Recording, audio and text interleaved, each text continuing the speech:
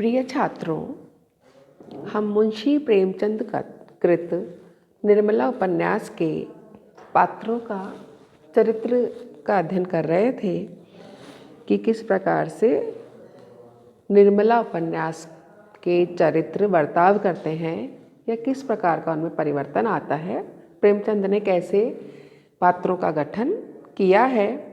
हम निर्मला के चरित्र के विभिन्न पहलुओं को देख चुके हैं, परिचित हो चुके हैं। आज हम उपन्यास के प्रमुख पात्र निर्मला के अलावा उनके पति मुंशी तोताराम के, जो कि उपन्यास में प्रमुख पुरुष पात्र के रूप में हमारे समक्ष आए हैं, उनका चरित्र देखेंगे। और निर्मला के कथानायक भी मुंशी तोताराम ही हैं। लेखक ने उपयुक्त समय पर इस पात्र को उपस्थित किया है। जब निर्मला के पिता की हत्या हो जाती है, निर्मला का विवाह टूट जाता है, तब कल्याणी के कहने पर पंडित मोटेराम नए वर की खोज में लग जाते हैं और कई रिश्तों में से कल्याणी को वकील साहब का रिश्ता सुझाते हैं। कल्याणी को भी मुंशी तोताराम का रिश्ता उपयुक्त लगता है क्योंकि धनी वर्ग से हैं। तो इस कारण से ऐसे रिश्तों में जिसमें किसी की कोई विदुर हो जाता है या जो दुहाजू होता है, तो उसका विवाह किसी कुंवारी कन्या से होना बड़ा मुश्किल काम है। इधर तोताराम के पास में पैसा है, उधर निर्मला के पिता की हत्या हो जाती है, आर्थिक विषमता है। तो ऐसे में तोताराम से रिश्ता करना उनके लिए सहज होता है। तो तोताराम का विवाह निर्मला से हो जाता है। तोताराम का परिचय जो पंडित मोटेराम हैं वो कल्याणी को इस प्रकार से देते हैं, लेखक के शब्दों में देखिए। अच्छा, यह चौथी नकल देखिए। लड़का वकील है, उम्र कोई 35 साल होगी, 300-400 की आमदनी है, पहली स्त्री मर चुकी है, उसके 3 लड़के भी हैं।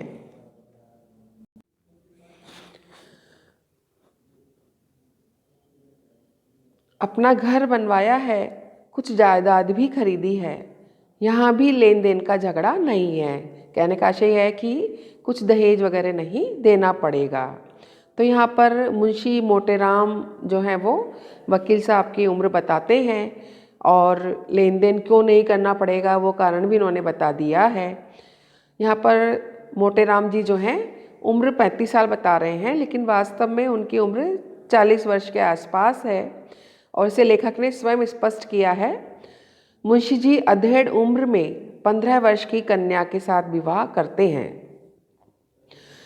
पत्नी निर्मला की ओर से उदासीनता पाकर उनका शंकालु मन पत्नी तथा पुत्र के संबंध को लेकर चिंतित होता है। मुंशी जो हैं वो स्वयं 40 के आसपास के हैं। उनका सबसे बड़ा पुत्र मनसाराम निर्मला की उम्र के आसपास का है। तो ऐसे में स्वयं की अधिक उम्र होने के कारण वो निर्मला के प्रति संदेह रखते हैं कि शायद मैं उसको पसंद ना आ रहा हूँ और मेरा पुत्र उसको ज़्यादा पसंद आ रहा हूँ। और इसी शंका के कारण उनकी जो मानसिक स्थिति बदलती रहती है, उस मानसिक स्थिति और संदेह के कारण ही वो अपने पुत्र मनसाराम को खो देते हैं। पुत्र शोक से उनकी मानसिक स्थिति और बिगड़ती जाती है, उनका कार्य में मन नहीं लगता और ऐसे में दिन प्रतिदिन उनकी वकालत जो है वह असफल होती जाती है। वकालत में उनको काम मिलना कम हो जाता है। आर्थिक तंगी से परिवार में संकट बढ़ता ही जाता है। उधर उनका दूसरा पुत्र जियाराम जो है उसके कारनामे ऐसे हैं, उसके कामों से उसको पुलिस को घूस दे करके, रिश्वत दे करके उनको घूस भी देनी पड़ती है। और लास्ट में अंत में उपन्यास के हम जाते जाते देखते हैं कि मुंशी तोताराम अपने सबसे छोटे पुत्र को खोने के बाद में उसको ढूंढने के लिए घर से निकल जाते हैं। कहने का आशय यह है कि मुंशी तोताराम की छोटे उम्र की विवाह के कारण या बेमेल विवाह के कारण 3 पुत्रों के पिता होने का जो उन्हें गर्व था, वो उनके संदेह के कारण, उनके गलत या संदिग्ध संदेह ही माने इसको, कि उनके संदेह के कारण धीरे धीरे करके वो तीनों पुत्रों को ही खो देते हैं और अंत में उनको स्वयं को भी अपने घर का त्याग करना पड़ता है। तो कभी वे अपने आप को दोष देते हैं कि उन्होंने क्यों शादी की, और कभी वे निर्मला को इन सब कष्टों का कारण मानते हैं, कभी वो पश्चाताप करते हैं। तो हम देखते हैं कि उनका जो चरित्र है वो बड़ा अस्थिर सा चरित्र है, ढुलमुल सा चरित्र है। तो लेखक ने उनके वकील साहब जो है उनकी शारीरिक और मानसिक सभी दृष्टियों से उनका स्वाभाविक चित्रण किया है। आज हम उनके इन्हीं चरित्र के चित्रण को देखेंगे, लेखक की दृष्टि से भी और पाठक की दृष्टि से भी। लेखक ने यहाँ पर हमारे समक्ष एक यथार्थ स्थिति रखी है जो बेमेल विवाह के कारण परिवारों में उपजती है, समाज में उपजती है। उन्होंने समाज में चलती आई रूढ़ियों का, परंपराओं को रखा है कि कैसे एक बेमेल विवाह से एक लड़की के जीवन का तो नाश होता ही है, साथ ही जिसने विवाह किया है उसके परिवार पर भी किस प्रकार का असर पड़ता है। तो यहाँ पर उन्होंने मुंशी तोताराम को कहीं भी पाठक के लिए घृणा का पात्र नहीं बनाया है, अपितु उसके लिए उनकी यथार्थ स्थिति जो कि समाज में चलती आ रही है, उस स्थिति को सामने रख करके एक समस्या को इस उपन्यास के माध्यम से सामने रखा है कि कैसे हंसता खेलता एक परिवार बेमेल विवाह के कारण, उससे उपजी समस्याओं के कारण बर्बाद हो जाता है। तोताराम की विशेषताएं, जो चारित्रिक विशेषताएं हैं, उसमें हम देखते हैं कि तोताराम एक अस्वस्थ व्यक्ति के रूप में हमारे समक्ष आते हैं। उनके शारीरिक व्याधियों को मुंशी प्रेमचंद ने इस प्रकार बताया है। वकील साहब का नाम था मुंशी तोताराम। सांवले रंग के मोटे ताजे आदमी थे। उम्र तो अभी 40 से अधिक न थी, पर वकालत के कठिन परिश्रम ने सिर के बाल पका दिए थे। व्यायाम करने का अवसर न मिलता था, यहाँ तक कि कभी कहीं घूमने न जाते, इसलिए तोंद निकल आई थी। देह स्थूल होते हुए भी आए दिन कोई न कोई शिकायत रहती थी। मंदाग्नि और बबासीर से तो उनका चिरस्थायी संबंध था, अतः बहुत फूंक फूंक कर कदम रखते थे। उनके 3 लड़के थे। बड़ा मनसाराम 16 वर्ष का था, मंझला जियाराम 11 वर्ष का, सियाराम 7 वर्ष का था। तीनों अंग्रेजी पढ़ते थे। घर में वकील साहब की विधवा बहन के सिवा और कोई औरत न थी। इस प्रकार हम देखते हैं कि मुंशी प्रेमचंद ने स्वयं ने ही 40 की उम्र के आसपास व्यक्ति की जो बीमारियां हो जाती हैं, जो रोग लग जाते हैं, उस प्रकार के रोग तोताराम में भी लेखक ने दिखाए हैं। इसलिए क्योंकि वो अस्वस्थ थे, वे परहेज से रहते थे, वे परिश्रमी वकील थे, जिसके कारण उनके स्वास्थ्य पर असर हुआ था। अधिक श्रम करने का या परिश्रम करने का भी उन पर असर हुआ था। उन्हें इस उम्र में विवाह की चिंता हुई। उन्होंने 15 वर्ष की जो लड़की थी, कन्या थी, निर्मला थी, उससे उनका विवाह हुआ और विवाह होने पर उन्होंने 15 वर्ष की लड़की से विवाह करके उनके जो कार्यकलाप थे उनको हम देखते हैं कि कैसे वासना के कारण उन्होंने विवाह किया और इस कारण से उनका निर्मला से प्रॉपर ढंग से निर्मला जो है वो उनको स्वीकार भी नहीं कर पाई, लेकिन उनकी वासना प्रियता ही निर्मला से विवाह ही बताती है कि वो वासना प्रिय थे या दाम्पत्य सुख की प्राप्ति की उनकी इच्छा समाप्त नहीं हुई थी। तब निर्मला से विवाह जो है वह उनकी वासना प्रियता का प्रमाण है। तो निर्मला से विवाह उन्होंने वासना के कारण की।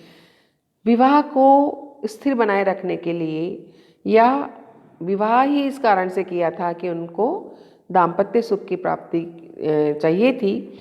तो ऐसे में उनको आत्म प्रशंसा, जो दूसरा गुण उनका या चरित्र की विशेषता है, वो आत्म प्रशंसा है। तो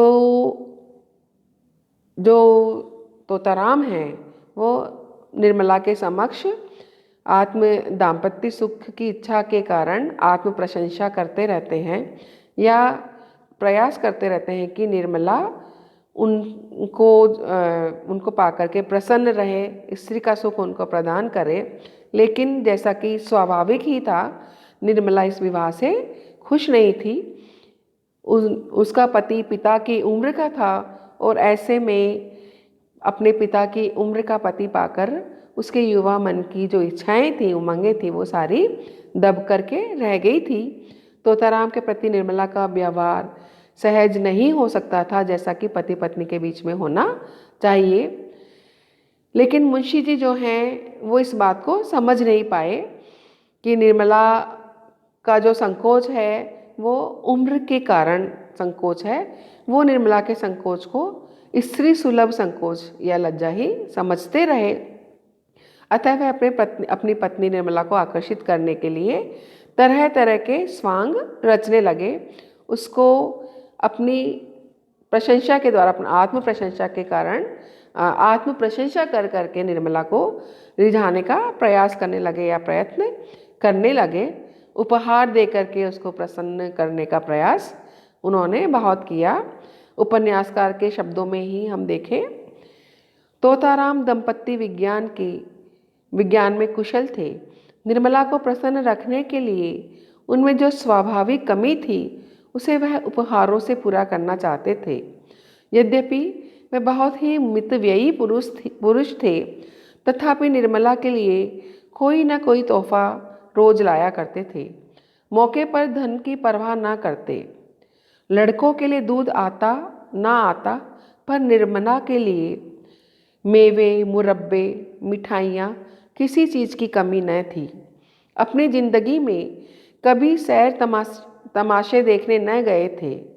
अब अपने बहुमूल्य समय का थोड़ा सा हिस्सा उसके साथ बैठकर ग्रामोफोन बजाने में व्यतीत किया करते थे। तो हम देखते हैं कि मुंशी जी अपने मित्र नयन सुख से भी बात करते हैं इस संबंध में। तो नयन सुख जो उनका मित्र है, वह उनकी युवा जो पत्नी है उसको आकर्षित करने की सलाह देता है। और वो जैसे जैसे सलाह देता है तोताराम भी वैसा ही करते हैं। वो आत्म प्रशंसा के लिए स्वांग भी रचते हैं। हम ये उदाहरण देखते हैं। एक दिन रात को 9 बजे तोताराम बांके बने हुए सैर करके लौटे और निर्मला से बोले, आज 3 चोरों से सामना हो गया। मैं जरा शिवपुर की तरफ चला गया था। अंधेरा था। जो ही रेल की सड़क के पास पहुंचा तो 3 आदमी तलवार लिए हुए न जाने किधर से निकल पड़े। यकीन मानो तीनों काले देव थे। मैं बिल्कुल अकेला, हाथ में सिर्फ यह छड़ी थी। उधर तीनों तलवार बांधे हुए। होश उड़ गए। समझ गया कि जिंदगी का यहीं तक साथ था। मगर मैंने भी सोचा, मरता ही हूँ तो वीरों की मौत क्यों न मरूं। इतने में एक आदमी ने ललकार कर कहा, रख दे पास जो कुछ हो और चुपके से चला जा। मैं छड़ी संभाल कर खड़ा हो गया और बोला, मेरे पास सिर्फ यही छड़ी है और इसका मूल्य 1 आदमी का सिर है। मेरे मुंह से इतना निकलना था कि तीनों तलवार खींचकर मुझ पर झपट पड़े और मैं उनके वारों को छड़ी पर रोकने लगा। तीनों झल्ला झल्ला कर वार करते थे। खटाके की आवाज़ होती थी और मैं बिजली की तरह झपट कर उनके वारों को काट देता था। कोई 10 मिनट तक तीनों ने खूब तलवार का जौहर दिखाया। मुझ पर रैफ तक न आई। मजबूरी यह थी कि मेरे हाथ में तलवार न थी। यदि कहीं तलवार होती तो एक को जीता न छोड़ता। खैर, कहाँ तक बयान करूं? उस वक्त मेरे हाथ की सफाई देखने के काबिल थी। मुझे खुद आश्चर्य हो रहा था कि यह चपलता मुझ में कहाँ से आ गई। जब तीनों ने देखा कि यहाँ दाल नहीं गलने की, तो तलवार म्यान में रख ली और पीठ ठोक कर बोले, जवान, तुम सा वीर आज तक नहीं देखा। हम तीनों 100 पर भारी हैं, गांव के गांव ढोल बजाकर लूटते हैं, पर आज तुमने हमें नीचे दिखा दिया। हम तुम्हारा लोहा मान गए। कहकर तीनों फिर नज़रों से गायब हो गए। तो कहने की आवश्यकता नहीं कि यह पूरा प्रसंग मुंशी जी ने अपनी जवामर्दी दिखाने के लिए निर्मला के समक्ष गढ़ा था कि निर्मला उससे प्रभावित हो जाए।